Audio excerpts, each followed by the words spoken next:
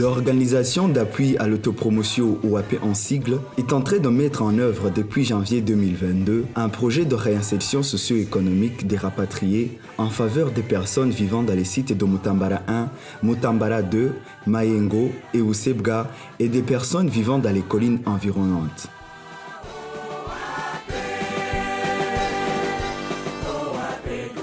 L'objectif de ce projet est d'augmenter les moyens de subsistance économique et sociaux des rapatriés, des personnes déplacées à l'intérieur de leur propre pays et des communautés d'accueil dans 4 localités de la commune Rumonge. Les principaux axes de ce projet sont la cohésion sociale et l'autonomisation des bénéficiaires à travers différentes activités génératrices de revenus. Différentes activités ont été déjà réalisées dans le cadre de ce projet.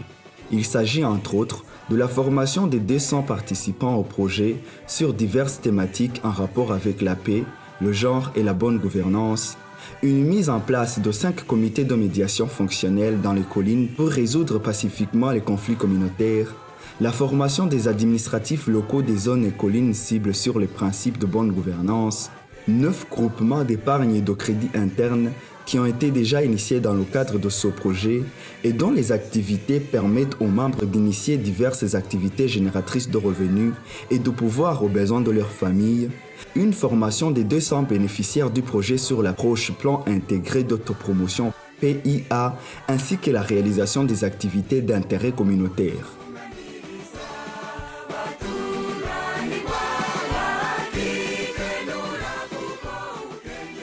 L'objectif de ces activités d'intérêt communautaire est de contribuer au développement du pays d'une part et d'autre part de permettre aux cibles du projet de passer beaucoup de temps ensemble autour de ces activités en vue de renforcer les relations interpersonnelles.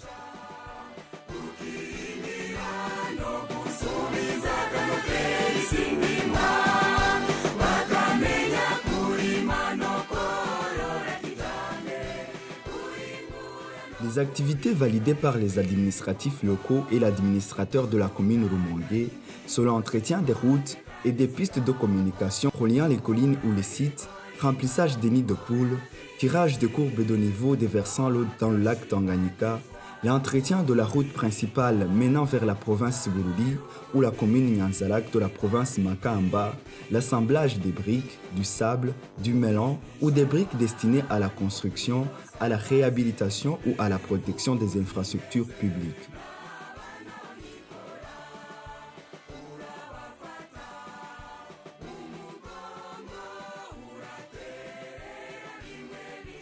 Les activités réalisées ont été beaucoup appréciées aussi bien par les administratifs que par la population. Ils ont affirmé qu'il y a même des caniveaux qui avaient été bouchés depuis longtemps et qui ont été dégagés à la satisfaction de tous les habitants des localités concernées. Ces habitants ont affirmé qu'ils n'avaient pu voir l'eau qui avait l'habitude de déborder dans le cours des familles du site Mutambara 1 et 2, entraînant ainsi la destruction des maisons et des toilettes. Nahoniriye Athanase, 62 ans, habitant du village de Mutambara 1 et membre de la communauté d'accueil, a dit, je cite, « Ces activités sont très importantes. Les caniveaux avaient été bouchés et l'eau de pluie ne va plus déborder dans le village et va directement se déverser dans le lac Tanganyika. Auparavant, l'eau de pluie stagnait car les caniveaux étaient bouchés et l'eau débordait souvent dans les ménages au sein de notre site et détruisait certaines maisons et certaines toilettes, ce qui occasionnait des maladies des mains sales. Ainsi, avec ces activités, nos maisons sont protégées et nous serons tranquilles à l'arrivée de la saison pluvieuse prochaine. » Ego nitwa Nahimana François akaba ari je dongo ino shure umuyobozi w'ishure ya Mutambara ya kabiri ishure nhereye ko kandi sanzwe ndongoye n'urunani rw'amashuri muri zo sikorere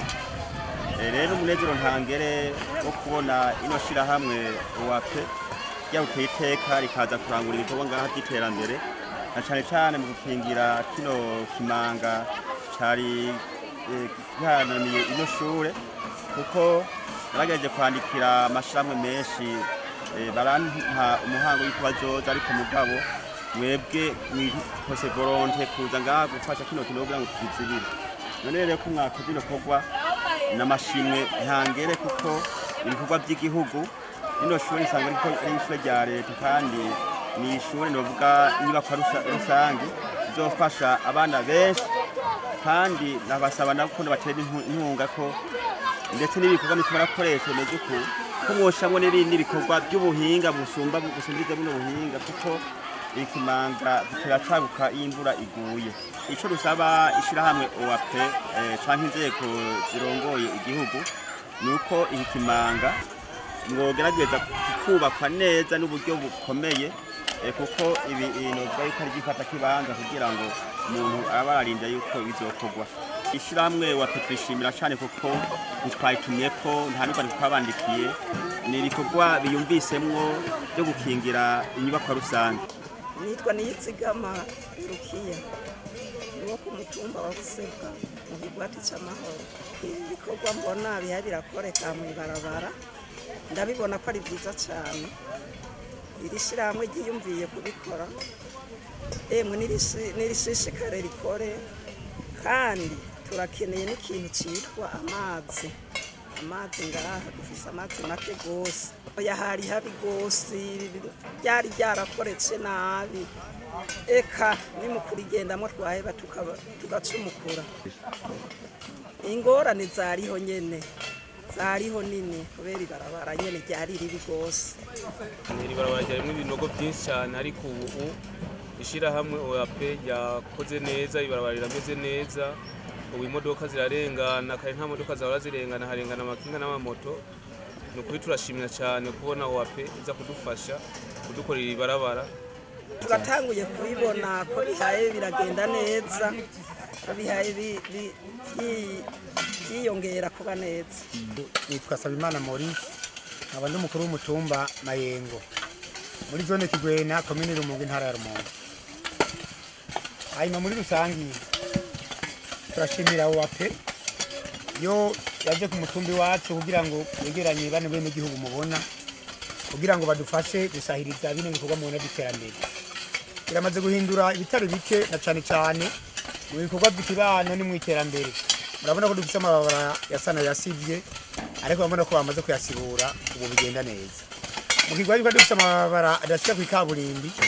ubu yose barayabomoye barayasanura arashika mu ikaburimbi.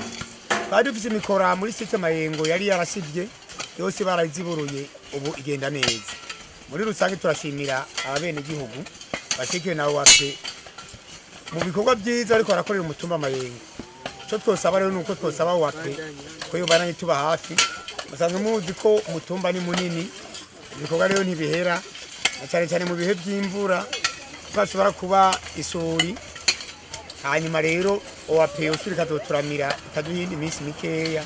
kugira ngo bene gihugu ba OAP bagume bari ku kivi ku mutumba wa Mayengo. Haciye iminsi igera ku 17 turiko turabikora rero tutarabitangura no kuvuga OAP itaratangura uyu mugambi wo kubitanguza kabisa nko mukuru w'umutumba yabivuze Kigwati ca Mayengo cari carasivye n'amabarabara atari make atasohoka iryo barabara nimero 3 irya Bujumbura Rumonge Nyanzarake. Rero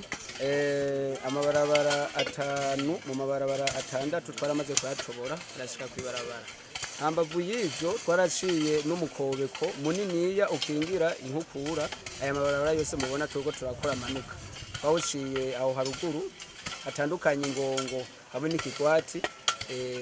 barawuciye twawumaze ko imisi igera kuri 3 baradutwaye umwanya gose ubu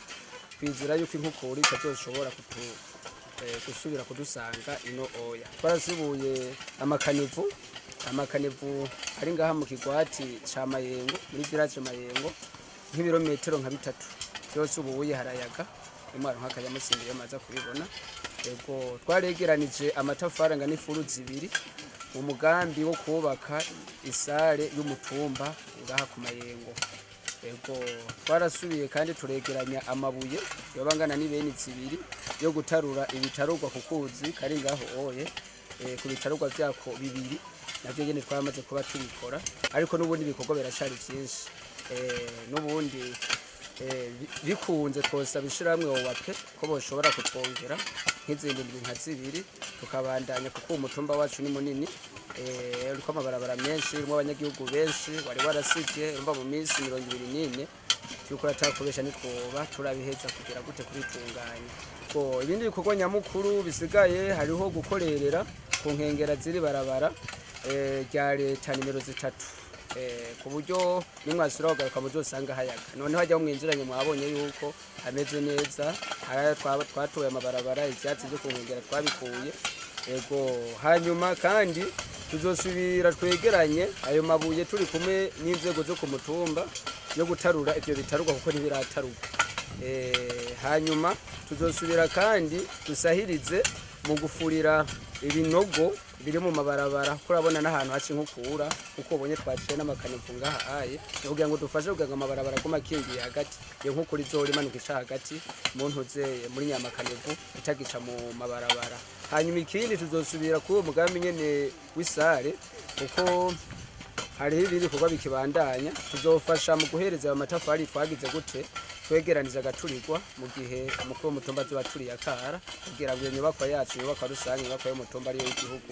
itere imbere mu minsi itangura gukorerwamo ibikorwa yabikenewe mu munsi